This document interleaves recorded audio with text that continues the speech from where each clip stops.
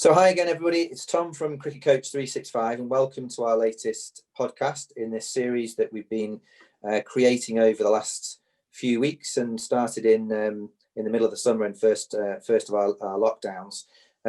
Today, a very warm welcome to Simon Hughes, the analyst, as most people will perhaps know him. Award-winning broadcaster, writer and speaker, former first-class cricketer, of course, and current editor of The Cricketer. Simon, hello, welcome, and thank you for your time. No, absolute pleasure. Well, thank you. Our first question, which we always seem to ask, and our listeners are probably familiar with this now, is going back to the beginning of, in this case, your own individual story connected to cricket, and perhaps you'd like to regale us with going back to that beginning of getting involved in the game, if you don't mind. It started in when I was about 10, and it so happened that we lived in Ealing, very near a cricket ground, Ealing Cricket Ground.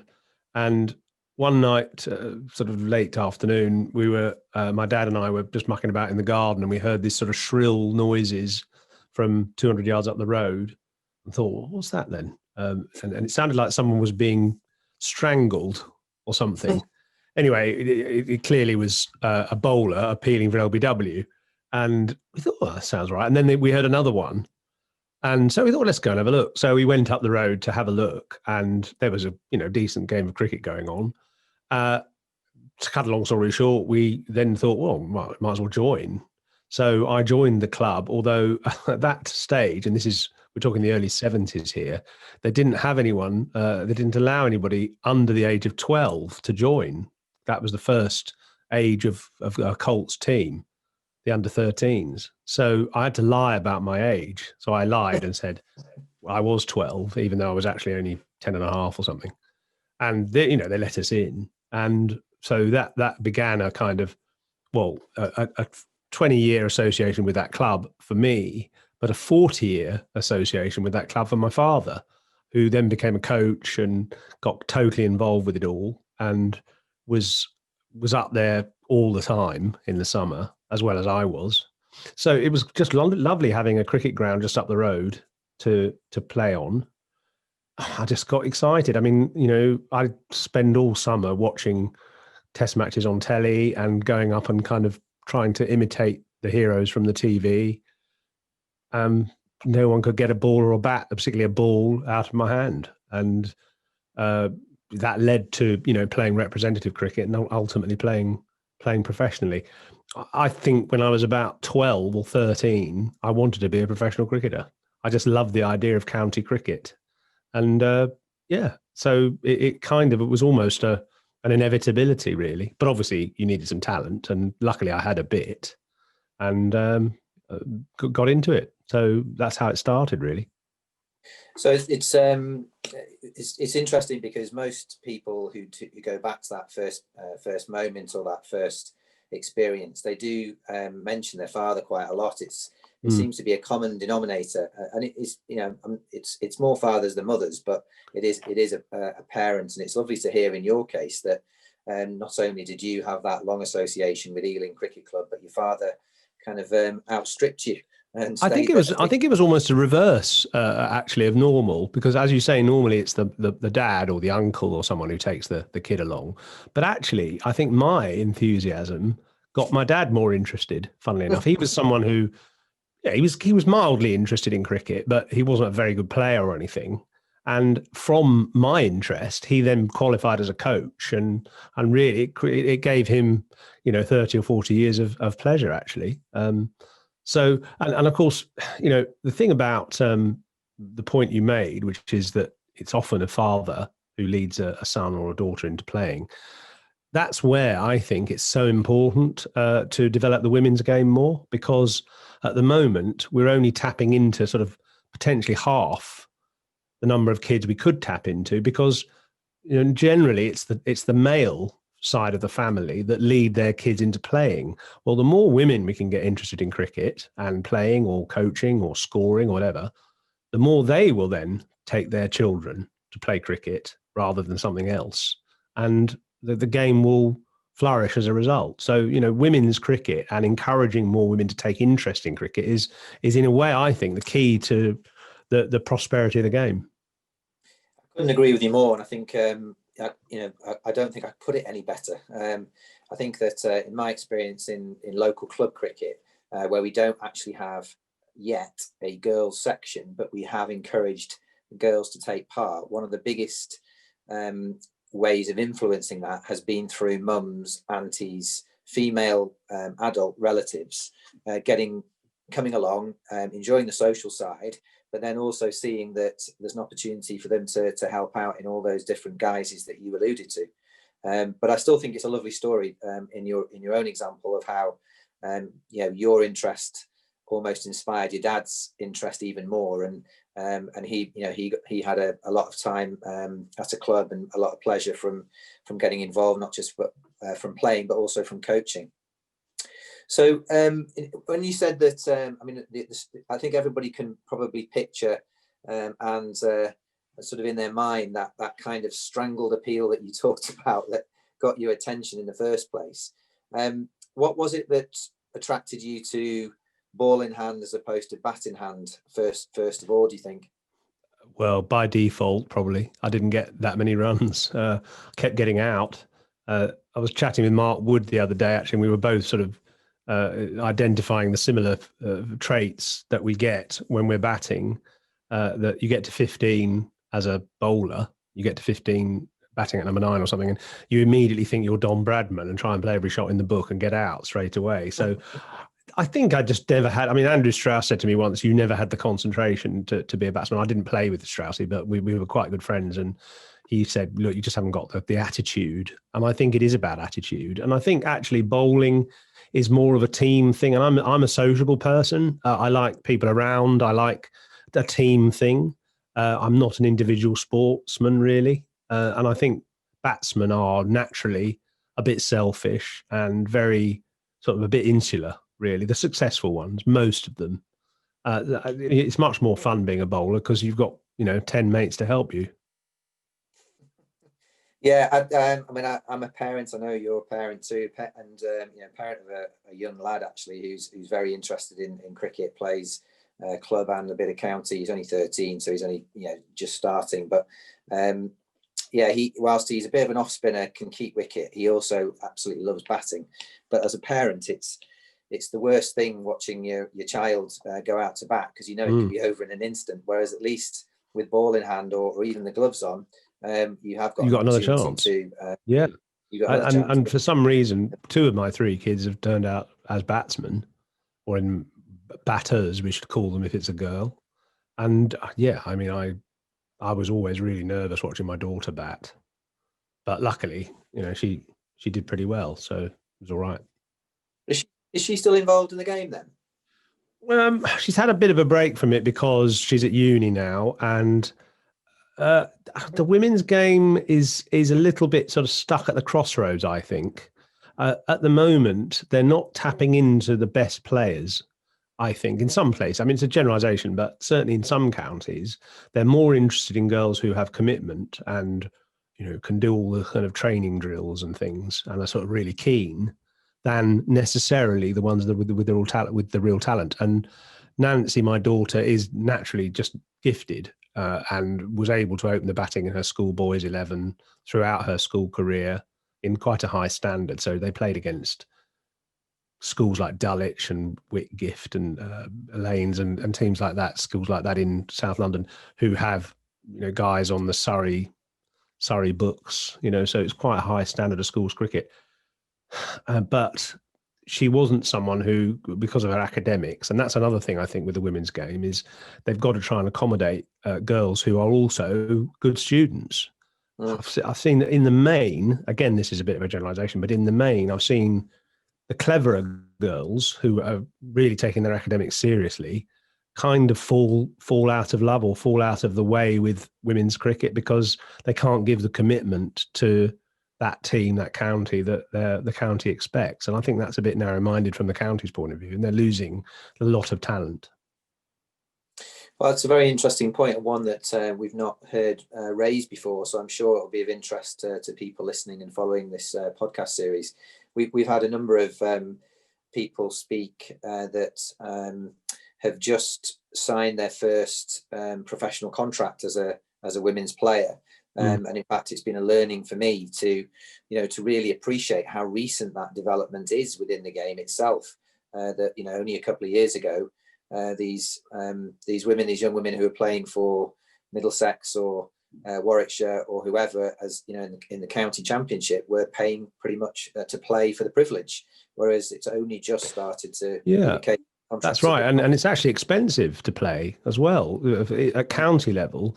I mean, we could afford it because we had two parents earning and things, but it was still costing us probably 200 or 300 quid a year to buy the kit for Nancy to play for Middlesex, and I mean it's going to be impossible for some people. Plus that was just the clothing, the shirts and the tracksuits and stuff.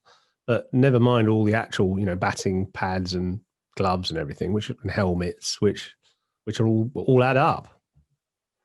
Absolutely right. Yeah, yeah. So just going back a bit, if you don't mind, to your playing career. So having reached the legitimate age of 12 or 13, having pretended you were 12 or 13 when you were actually 10, you said that that was when you kind of remember having that kind of goal, that ambition, that clarity of mind to wanting to play the game.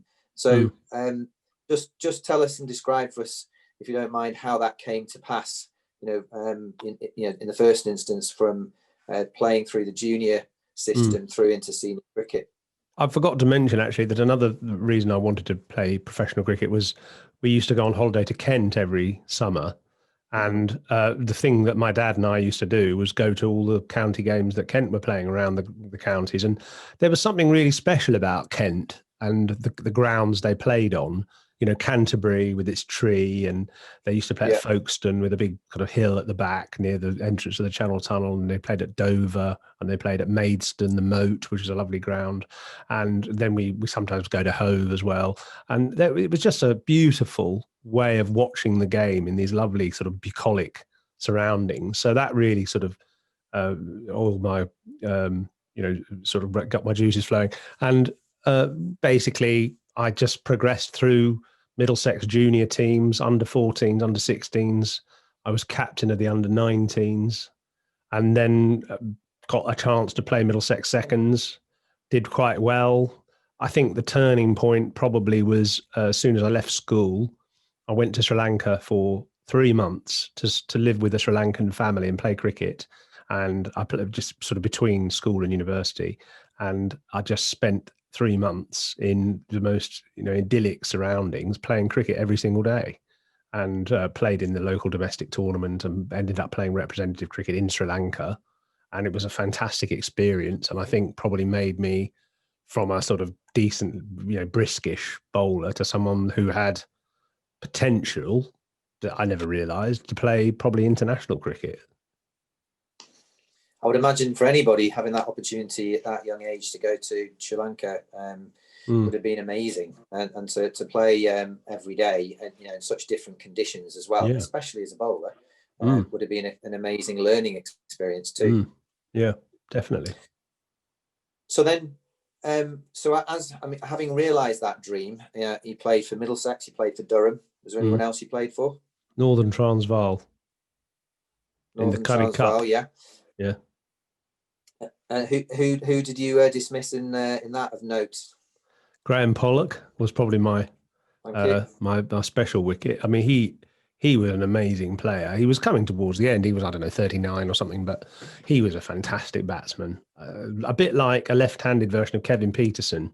Stood with a big wide stance, 6'4", very intimidating, brilliant eye. Kept it quite simple, actually, not like Peterson in that sense, but he was so powerful. So getting him out once was quite an exhilarating experience. Barry Richards was playing at that time as well. Mike Proctor. Yeah. So it was the tail end of that great era of South African players, none of whom had played, or few of whom had played Test cricket, but they were still fantastic. Yeah, I'm Graham Pollock. For any cricketing aficionado or fan, I'm sure people will agree with you in terms of how you describe him in his pomp. I mean, but all the way through, he had an absolutely amazing career. So to say you got his scalp is a pretty good Well, accolade. yeah, I mean, he's one of the Um, only batsmen that finished with a Test average of over 60. I think there's only about half a dozen. Yeah, that's right. I mean, I know he didn't play many tests, but I think he played about 20 tests or something. But yeah, he was phenomenal. So had you planned anything with it whilst you were still playing that would materialize as the career has developed since, or how Yeah, did that all I come suppose about? so. One of the things I always did as a kid was I liked writing reports of matches. Uh, just school games or whatever. And sometimes I would actually read them out at assembly as well, read out the sort of report of the Saturday match.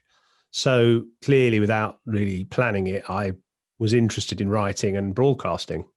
And then kind of fairly early on in my career, I started writing columns. People asked me to do a sort of diary from the dressing room. I divulged a few secrets, which probably I regretted, but you could get away with it then. You certainly wouldn't be able to get away with it now. So it was almost like I suppose it was a bit like the first wave of social media, because it was columns from the dressing room. So instead of a tweet or an Instagram picture, it was just a little column of the kind of anecdotes coming out of the dressing room. And yeah, I did that for most of my career, really. Firstly for a local paper, and then for when the Independent started, I did it for them. And how did the term the analyst come to pass? It started actually with Channel 4, and I approached Channel 4 before we'd even started the test coverage to say, I think there's an opportunity here to explain the game in more detail. And they found that interesting. It sort of resonated with their plans. So we concocted this idea to put one of us in the truck, in the videotape truck, to look at graphics and slow-mos and make little pieces. And I just loved it. It kind of totally satisfied sort of my interest in the game and how to transmit those. And it started probably even before that, actually, when I was with the BBC, and the BBC had the rights, and I was a pitch side reporter with nothing much to do, because we didn't do many reports except at tea and lunch, and that was all. There was no other interruption of the play. So I stood around in a VT truck for most of my 3 or 4 years with the BBC at test matches, looking at the way they relayed slow-mos and graphics, and how there's a little box that they all had called an EVS machine, which is basically a very sophisticated tape recorder with a little wheel on it that allows you to wind backwards and forwards on the pictures. I just got fascinated with that, and then kind of created a role using that sort of technology, which Channel 4 were keen to use. And at the start, we shared it. I shared that role with Dermot Reeve, but he was more interested in the glamour of the commentary box. So he sort of lost interest in sitting down in a dark truck. And I saw my place. So I stayed there, and we started out being called the Vanalists because we were in a van, but it morphed into the analyst, really. And I guess I've tried to maintain that role. It's been a bit harder over the last 2 or 3 years because I haven't really worked on TV so much, but still I try to look at the game with an analytical eye, so it sort of still works. I thought you said you were a people person. I thought you said you loved being surrounded by people. No, in a VT truck, there are loads of people. There's 50 operators, and it is a team. It's very much people sort of coming over and saying, "Oh, did you see this angle of this shot? Or did you see this replay? Or look, here's this graphic." So it is a team thing, actually. I think I was being facetious, but I would imagine there would be a number of people in there. But it's interesting to hear that for people who perhaps haven't got that appreciation, because many people might just think it is an individual Yeah, I mean, if I think of one great moment, which was the Edgbaston Test of 2005, when England won by 2 runs, and Michael Kasprowicz got a leg side edge down the leg side and was caught by Geraint Jones, and it was only about 15 minutes after that dismissal, and the game was all over and everyone had gone, that one of the technical operators came over and said, "Here, Yoza, look what I just found. Look at this. Look at this angle."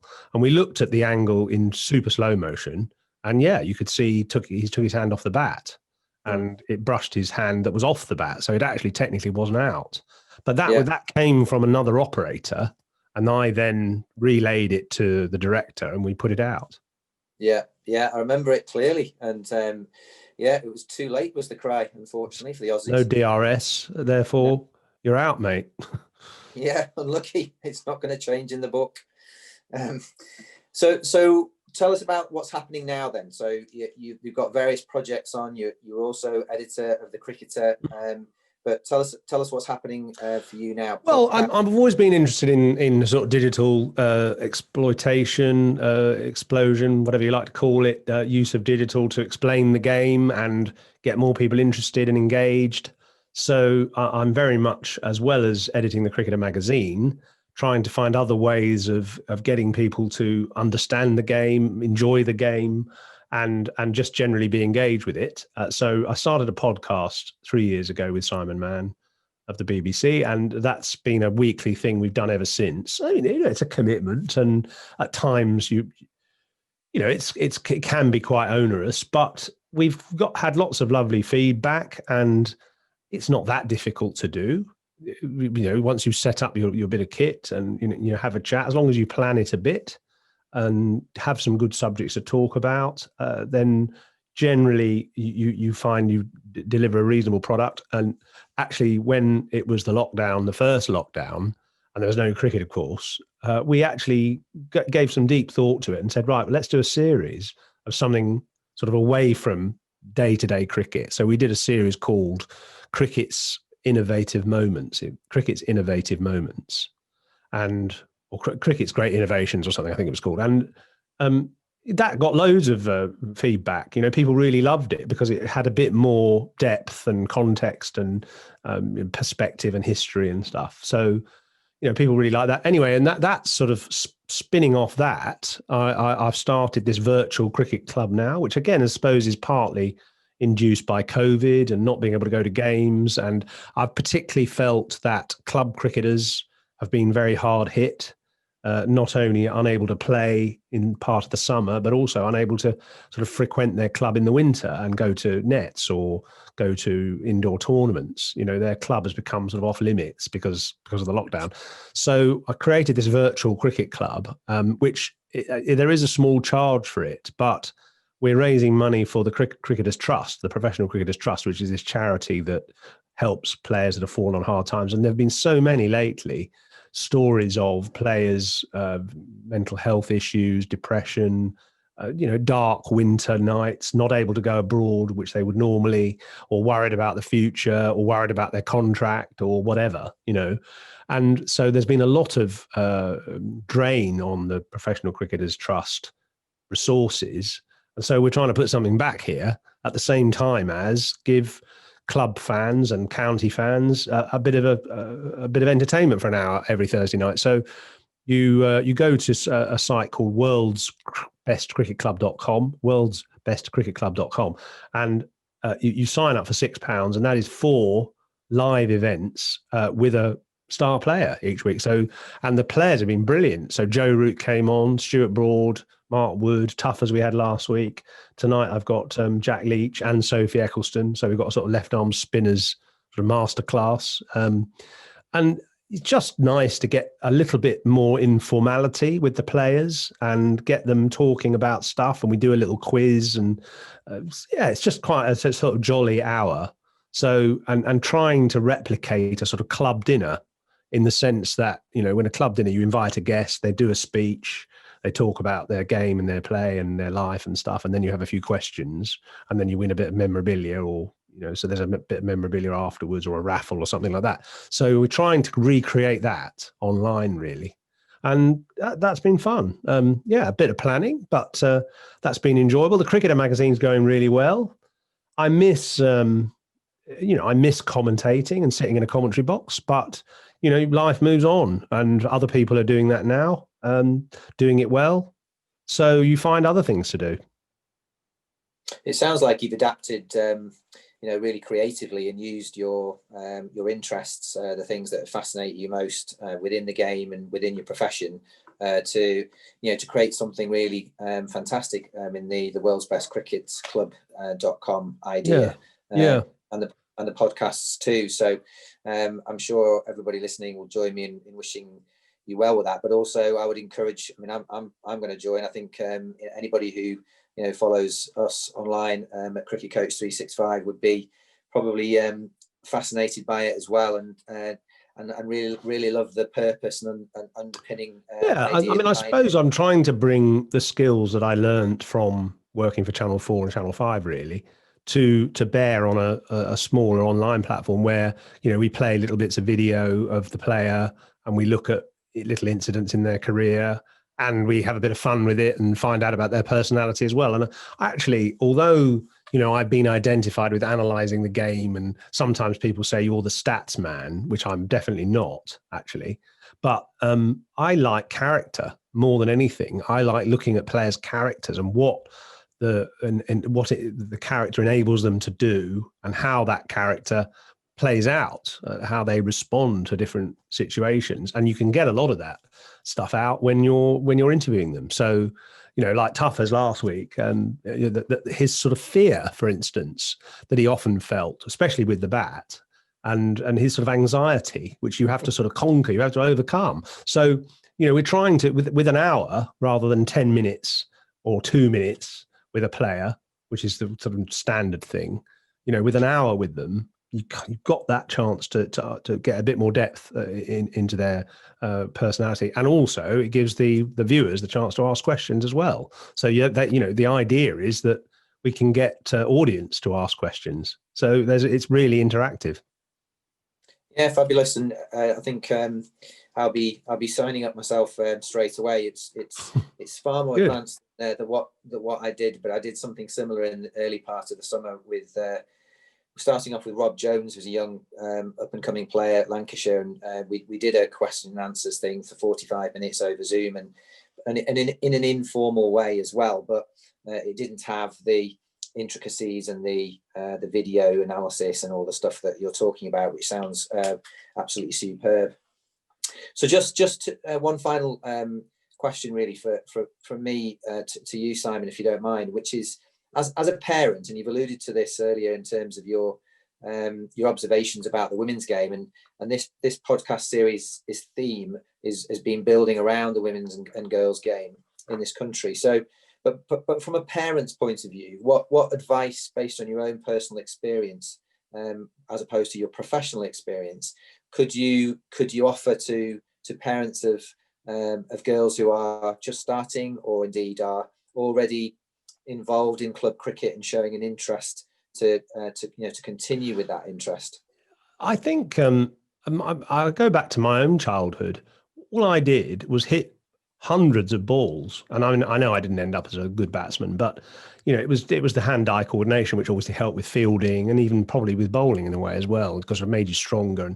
And so I used to, actually, one of the things I used to do, and I know that even a Steve Smith in lockdown did this, is throw a ball against a wall and hit it back, and then hit it back, either catch it after you've hit it back, or hit it again as it bounces back. So in a way, a bit like, I don't know if you've ever seen those table tennis tables, and you fold a table tennis table in half, so half of it pointing vertically and half of it's horizontal, and you just hit the ball against the vertical face lots of times.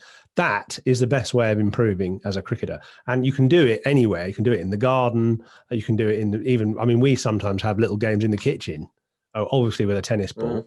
And the odd thing does get broken, but in the main, it's actually really good fun. And I think it's all about having fun and just enjoying learning about it by hitting lots of balls. I'm not a big fan of the drills, of games. I just think hit the ball lots of times. And the other thing is watch the game.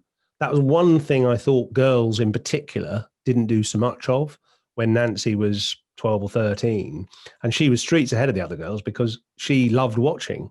She was the analyst's daughter. So she was sort of almost forced to watch and discuss cricket, but she loved it and she learned so much. And I think that, that as well, just copying and learning from the best players in the world who are on TV all the time is the other way of improving. And there are so many interesting skills in the game to learn and practice. That's the only way of getting better. Yeah, I think there's some absolutely superb bits of advice in all of that. I think we have to remember that it's a game and it has to be enjoyable, not to force our children against their will just because you enjoy it or you think it's best for them.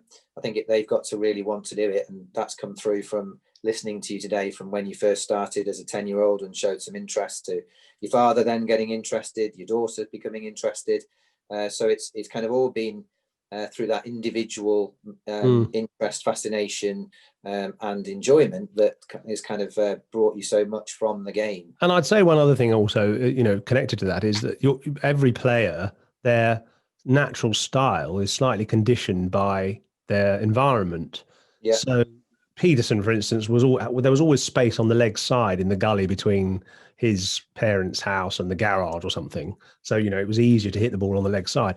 And I love this story about Viv Richards, actually. And this is about adapting to your environment and enjoying the adaptation. So he learned to play in a playground, and he showed me it once. And over mid-off and long-off, there was a wall. And if you hit the ball over that wall, it landed in a fisherman's garden, and the fisherman was grumpy and never threw the ball back.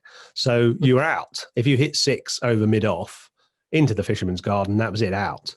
But to the left-hand side of the wicket, so long on, mid-on, there was a big wall and a building behind it. And if you hit a 6 over that area, it bounced off the big wall and came back into play. So you weren't out. So he learned, even when the bowlers with a tennis ball were bowling outside off stump, if he wanted to go for a big hit, he'd hit over the leg side, over long on, and the ball would bounce back and he could carry on batting. Yeah, I think that's a brilliant story for anybody listening. Again, I think one of the greats of the game to hear about that and how he adapted his game in his hitting. We started something called stay-at-home cricket earlier in the summer, and just 28 simple activities similar to what you described. You doing when you were younger, or with Nancy at home. And yes, definitely tennis balls or socks rolled up, not a hard ball, but just keeping things simple, but being creative. And when we weren't allowed to do any sport at all, which is not dissimilar to now, we created these 28 activities, which are there for anybody to give a try to. So people can find them on YouTube under Cricket Coach 365. So Simon, thank you very, very much for your time. Pleasure. It's been an absolute joy listening to your stories, but also your news about your career and how you've adapted things to suit not just your own enjoyment, but also bring enjoyment to lots and lots of people, and to raise some money as well for the Cricketers Trust, which is an incredibly valuable charity and resource. So Simon Hughes, the analyst, thank you very much. Pleasure. No, it's good to be on, and good luck with all the ventures you're involved in. Thank you very much. Thanks for listening, everybody. As a reminder, each Cricket Coach 365 podcast will be released every Friday at 6 p.m. on Spotify and Apple Play. After listening, please leave us a positive review on Spotify and share it with your friends and contacts. You can also follow us on Instagram at cricket_coach365. Have a great day.